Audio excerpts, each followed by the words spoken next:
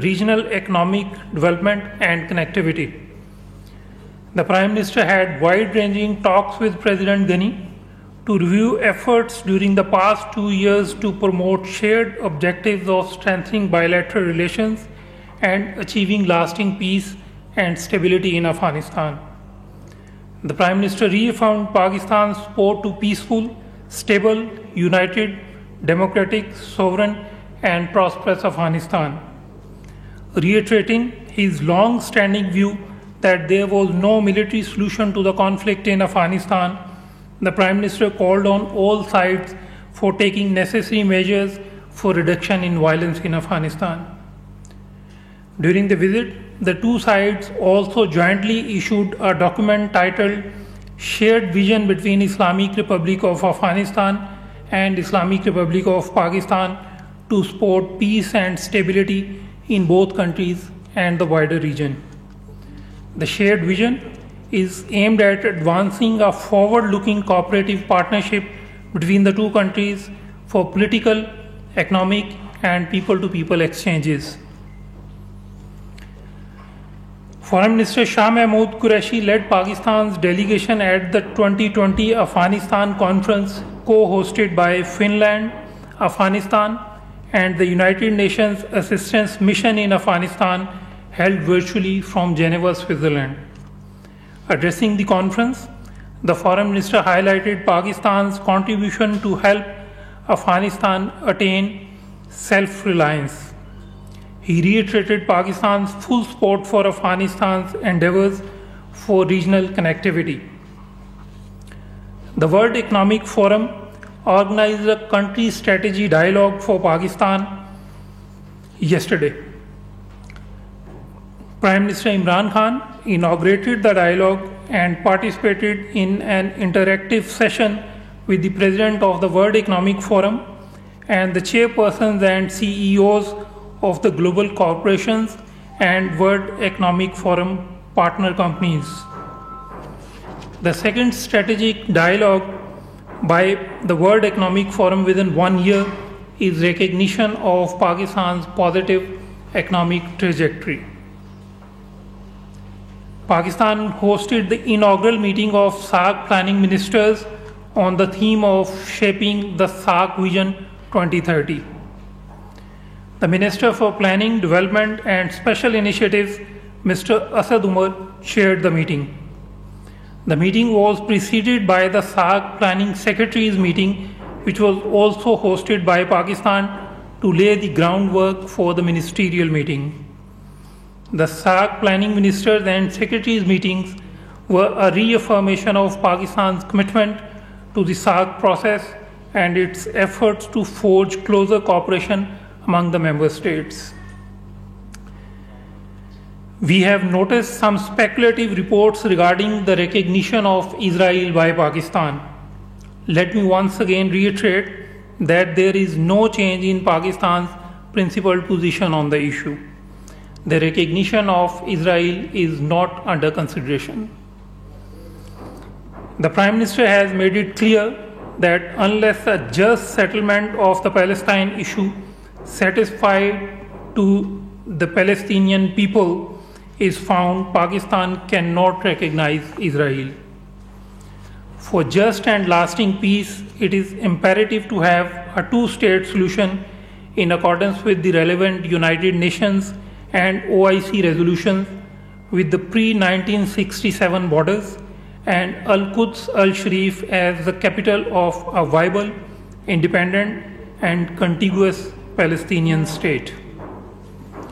Foreign Minister Shah Mahmood Qureshi is leading Pakistan's delegation to the 47th session of the Council of Foreign Ministers of the Organization of Islamic Cooperation being held in Niamey, Niger on 27th and 28th of November 2020. During the two-day session, the CFM will discuss a wide range of issues confronting the Muslim world with particular focus on combating Islamophobia and defamation of the religions, Palestine, Jammu and Kashmir dispute, and the situation of Muslim communities and minorities in non-OIC member states. During the visit, The Foreign Minister will highlight aggravating human rights and humanitarian situation in Indian illegally occupied Jammu and Kashmir, rising incidents of Islamophobia and hate speech against Muslims, and emphasize the need for unity of the Islamic world to combat the scourge of Islamophobia and promote interfaith harmony. On the sidelines, the Foreign Minister will also hold bilateral meetings with his counterparts from various OIC member states. Now, coming to the situation in Indian illegally occupied Jammu and Kashmir, the inhuman military siege, communications blockade, media blackout, and brutalization of innocent Kashmiris continue for 479 days since India's illegal and inhuman unilateral actions of 5th August 2019. In the month of November alone, Indian occupation forces have martyred 14 Kashmiris in staged encounters under the garb of so-called cordon and search operations. During the last 1 year, Indian occupation forces have extrajudicially killed more than 300 innocent Kashmiris, including women and children, in fake encounters, in complete violation of the fundamental precepts of international humanitarian law. Pakistan calls for immediate and transparent judicial inquiry under international scrutiny into the extrajudicial killings of innocent Kashmiris. According to a new recent Deutsche Welle report, India shuts down internet more than any other country in the world. A Deutsche Welle analysis has found that shutdowns are strategically used to clamp down on dissent. India's own Supreme Court has ruled that indefinite shutdowns are unconstitutional. Yet, the IIOJK continues to face the longest shutdowns in the history.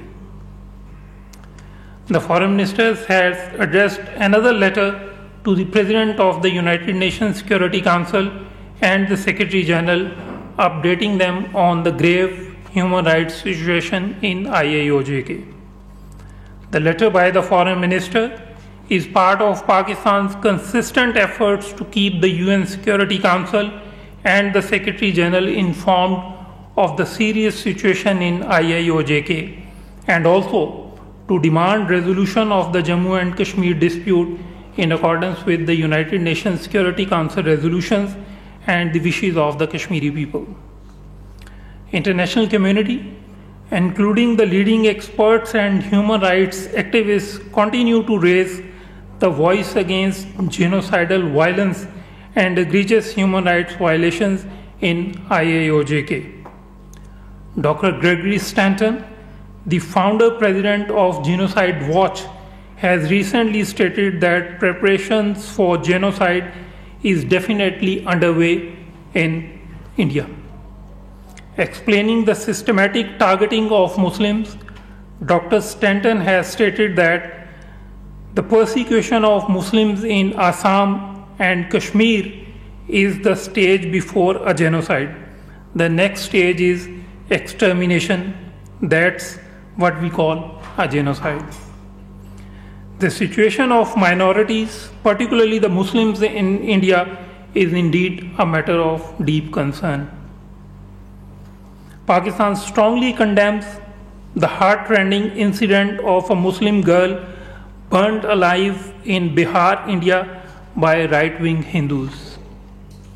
The horrific incident underscores the intensifying marginalization of minorities in India, especially Muslims, as a result of the extremist Hindutva ideology of the present RSS-inspired Indian government. Such episodes reveal the fiction of India being a so-called secular democracy when it is in fact a majoritarian state where minorities feel increasingly threatened. As you are aware, Pakistan has presented a dossier providing irrefutable evidence of India's state sponsorship of terrorism in Pakistan. The comprehensive dossier presented by Pakistan contains incriminating evidence of India's active planning, promoting, aiding, abetting, financing, and execution of terrorist activities inside Pakistan. The dossier also presents evidence of India's training and harboring of Pakistan-centric terrorist entities for perpetuating terrorism and instigating instability in Pakistan. The document highlights India's money laundering and terrorist financing aimed at instigating direct as well as indirect anti-state activities inside Pakistan through subnationalist entities, including India's attempts at trying to undermine, delay, and disrupt the China-Pakistan economic corridor. The evidence details how Indian embassies and consulates act as epicenter of state-sponsored terrorism against Pakistan, including their status as hubs of terrorist training and financing activities. To expose Indian state sponsorship of terrorism, Pakistan continues to share the incriminating evidence against India with the international community. In this regard, Pakistan has already shared the dossier with the 5 permanent members of the United Nations Security Council, the EU, and United Nations Secretary General. Pakistan calls upon the UN counter-terrorism bodies to proceed on the basis of the evidence provided by Pakistan and urge India to renounce use of terrorism as an instrument of state policy, dismantle the infrastructure of terrorism it has established to inflict terrorism on Pakistan, and to stop use of other countries' soil for its terrorist activities directed against Pakistan.